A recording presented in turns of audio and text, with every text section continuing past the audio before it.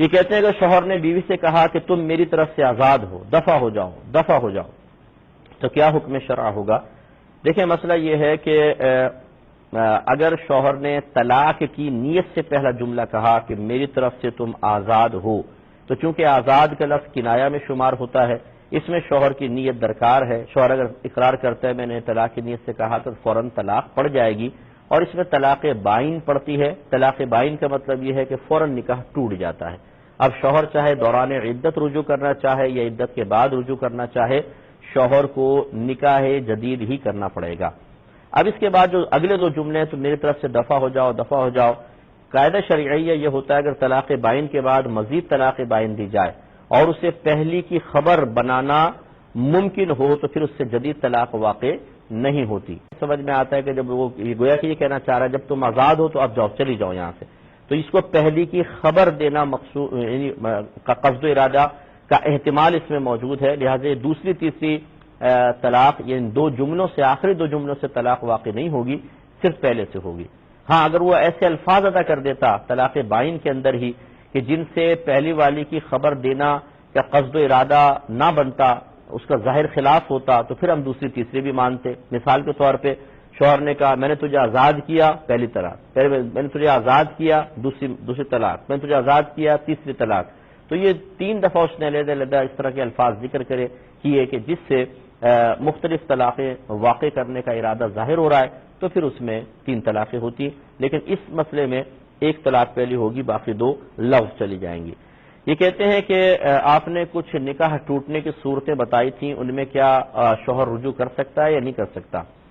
دیکھیں ہم نے یہ بتایا تھا آپ کو، ان میں بعض میں کر سکتا ہے، بعض میں نہیں کر سکتا۔ مثال کے طور پر اگر شوہر ایک طلاق دیتا ہے یا دو طلاقیں دیتا ہے، اور یہی کویسچن ہمارے بھائی کا بھی تھا، وہ بھی سن لیں، تو ایک یا دو طلاقوں کے بعد رجوع کی گنجائش ہوتی ہے، یعنی بغیر حلالہ کے شوہر رجوع کر سکتا ہے۔ اب اگر طلاق رجعی ہے یعنی لفظ طلاق کے ساتھ طلاق دی ہے تو ایک ہو یا دو ہو، اگر دوران عدت رجوع کرنا چاہتا ہے تو جدید نکاح کی حاجت نہیں ہوتی، بس دو گواہوں کے سامنے کہہ دے کہ میں نے اپنی بیوی سے رجوع کیا، یا میاں بیوی کے جو افعال ہیں یعنی بیوی کو گھر لے آئے، جو میاں بیوی کے افعال ہوتے ہیں ان میں سے کوئی فعل کر لے تو یہ رجوع کہلاتا ہے۔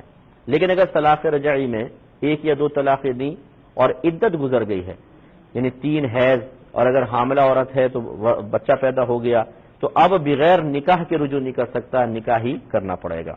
اور طلاق بائن جیسے کنایہ لفظ کہے، چاہے ایک دے چاہے دو دے، اس سے فوراً نکاح ٹوٹ جاتا ہے۔ دوران عدت رجوع کرنا چاہے یا دوران عدت کے بعد جدید نکاح ہی کرنا پڑے گا۔ اور اگر 3 طلاقیں دے دیں، چاہے رجعی کے لفظ سے دی ہوں یعنی صریح الفاظ سے دی ہوں، طلاق رجعی 3 دے دیں یا طلاق بائن کسی طرح 3 پوری کر لیں، تو 3 طلاق کے بعد بغیر حلالہ کے رجوع کی کوئی بھی گنجائش نہیں ہوتی ہے۔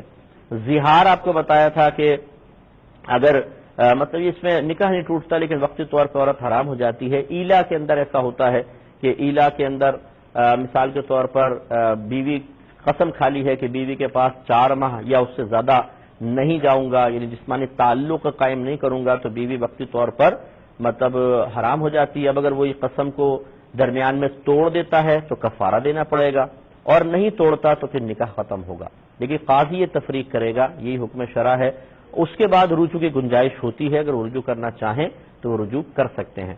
حرمت مصاہرت کا جو مسئلہ ہوتا ہے کہ اگر مثال کے طور پہ معاذاللہ بہو نے غلط نیت کے ساتھ سسر کو چھو لیا یا داماد نے ساس کو چھو لیا، تو یہ دونوں میاں بیوی جو ہیں آپس میں ان کا رشتہ ختم ہو جاتا ہے۔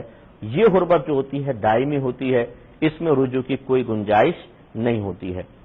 اسی طرح ایک آپ کو بتایا تھا نکاح ٹوٹتا ہے مرتد یا مرتدہ ہونے سے۔ مرد مرتد ہو گیا معاذاللہ یا لڑکی مرتدہ ہو گئی۔ مرتد اسے کہتے ہیں جو مسلمان ہو اور پھر اسلام سے باہر نکل جائے، کوئی اور مذہب اختیار کر لیں، یا معاذاللہ کوئی صریح کفر کر دے۔